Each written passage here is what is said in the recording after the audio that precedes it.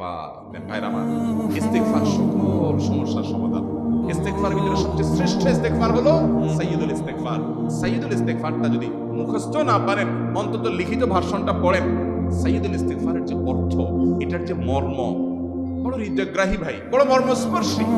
ইমানদার এটার অর্থের দিকে তাকায় যদি পড়ে, তো তার অন্তর না গলে পারে না। ভাইরা আমার, অর্থের দিকে লক্ষ্য করি, মর্মটা বুঝে বুঝে একটু সাইয়্যিদুল ইস্তেগফার পড়েন। লেখা দেখে দেখে পড়েন, ইউটিউব থেকে দেখে দেখে পড়েন, কিন্তু পড়েন। এটা হলো বড় ইস্তেগফার। এত বড় ইস্তেগফার পড়তে পারেন না, কোনো পেরেশানি নেই, কোনো অসুবিধা নেই। সবচেয়ে ছোট ইস্তেগফার হলো আস্তাগফিরুল্লাহ, আস্তাগফিরুল্লাহ, আস্তাগফিরুল্লাহ। আল্লাহ, আপনার কাছে ক্ষমা চাই, কত ভুল হয়ে যায়, কত অন্যায় হয়ে যায়। ভাইরা আমার, এটা রিমুভার। ভুল করে কিছু লিখছেন, রিমুভ করে ফেলছেন, শেষ হয়ে গেছে। আপনি ঘন ঘন ইস্তেগফার পড়তে থাকেন। অগণিত ভুল হয়, অগণিত ত্রুটি হয়, বারবার ইস্তেগফার এগুলোকে সবগুলোকে শেষ করে দেয়। ভাইরা আমার, নিরাপত্তা এনে দেয়। আল্লাহ কোরআনে কারিমে বলেছেন যে আপনার রব আপনার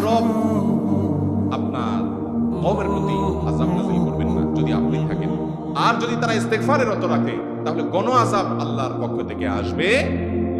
আরেকটা ইস্তেগফার হাদিসে বর্ণিত, আস্তাগফিরুল্লাহাল্লাযী লা ইলাহা ইল্লা হুয়াল হাইয়ুল কাইয়্যুম ওয়া আতুবু ইলাইহি ওয়া লা হাওলা ওয়া লা কুওয়াতা ইল্লা বিল্লাহ।